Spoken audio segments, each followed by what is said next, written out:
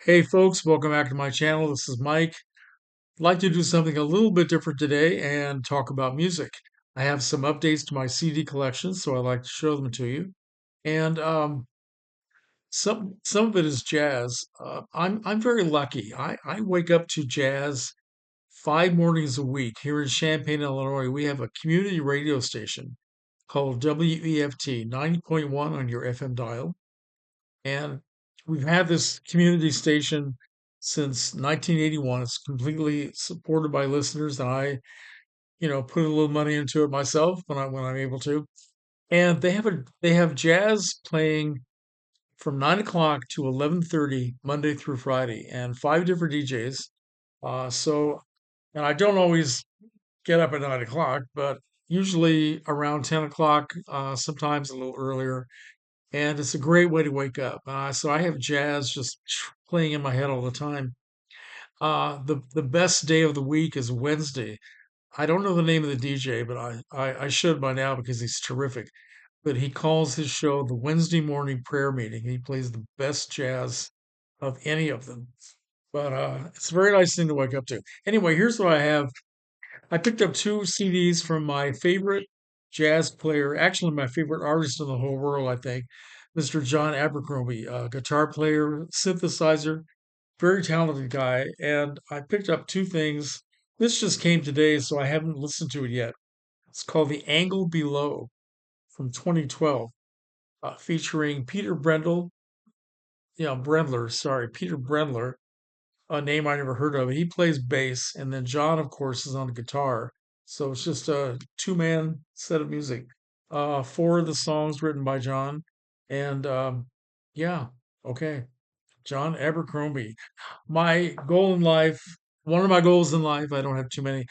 I would like to become a John Abercrombie completist, which is not an easy thing to do because his discography is about this long. So doing the best I can. I picked this up not that long ago.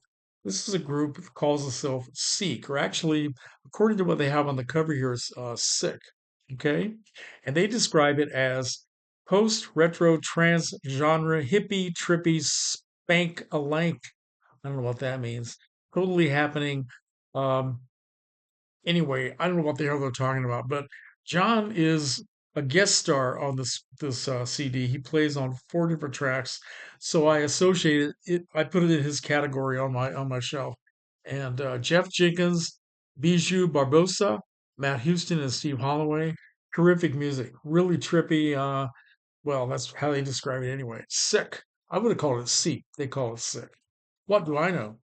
Okay, next I picked up this box set of a jazz artist that I honestly know very little about, and I figured it's time that I did. So I picked up this Charlie Parker collection. I know very little about Charlie Parker. His name is always coming up, not only on the shows that I listen to on the radio, but everybody talking about him and talking about his music. So I decided to pick this up. It is a um, 6 disc set, and we have music all the way from that when he was very young back in the 1930s up into his very last days. And I played quite a bit of this, and it's just incredible. So it's a good crash course in the music of Charlie Parker. I had a I had one Charlie Parker vinyl LP that I picked up, I think, at a record sale quite a while ago, and it turned out to be so beaten up that I could barely play it. So that didn't help me learn about Charlie Parker's music. I also picked up, this is another box set of a jazz artist that I know nothing about, but I do hear him once in a while, and that is Sonny Rollins. Okay, the Prestige albums from the 1950s has featuring people such as Art Blakey, Miles Davis, Milt Jackson, Kenny Clark, Thelonious Monk. Wow, this is really John Coltrane. So Sonny Rollins. Everything I've heard from Sonny Rollins on the radio, I've liked. So I thought it was finally time to get to know his music. All right. And finally, these are two box sets I picked up. This is not jazz, but it's big band music from the 1930s and 40s. This is Benny Goodman. Check this out. Two box sets of Benny Goodman. I mean, there are so many songs on here, I don't even know where to start. But if you know anything about Benny Goodman's music, and if you like big band, this is a great collection to have, right? This is from, what is the label here? Acrobat Music. Yeah. Anyway, pick this up from oldies.com. It's beautiful. I've always loved big band music. When I started watching the old movies from the 1940s and 30s back when I was a kid, I just fell in love with music. So I love it to this day. They say that kids never like the music of their parents, but I've loved it from day one. So anyway, Benny Goodman. And speaking of day one, here are a couple of records that I decided to upgrade to CD. Two records that I've had since they first came out. And back in the old days of the 60s, the Mamas and the Papas, if you can believe your eyes and ears. I had this and I have played it to death. It's in very bad shape, even though the cover looks pretty nice. And their follow up record, which is simply called The Mamas and the Papas. And I think I love this even more than the first record.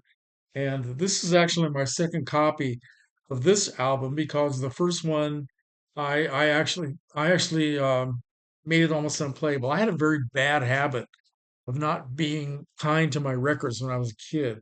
Took me a long time to get over that bad habit. Anyway, I've upgraded these to CD, and you can see the cover is the original with the toilet visible, which is not exactly, to me, it's not a great improvement to the cover. But yeah, beautiful music on this. And also have this. Okay, so very, very happy to upgrade those. And I picked up, this is from another different realm altogether. If any of you like beautiful music from films by Henry Mancini. This is a marvelous collection. Dear Heart, music of Henry Mancini, and other songs about love. It's not all from his films, but a lot of it is.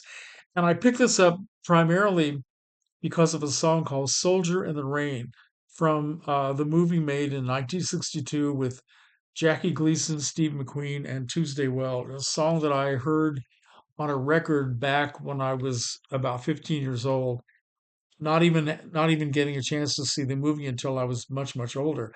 But the song is just absolutely beautiful, and I wanted to have a copy of it. So it's very sad, very melancholy, which fits my personality. Okay, anyway, so Henry Mancini, right? Can't go wrong with beautiful music. And finally, I bought this little box set of the Monkees original albums, 5 original albums on CD. Now I've been kind of renewing my interest in the Monkees lately. I've been rewatching all of their TV episodes. I picked up both seasons on DVD a while ago, and finally just got around to watching the shows. I've got through season one, and I'm starting on season two, and I've been becoming more interested in the music. So this has their 5 original albums. Okay,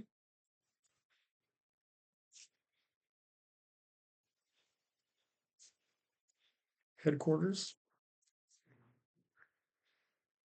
This is my favorite, and this.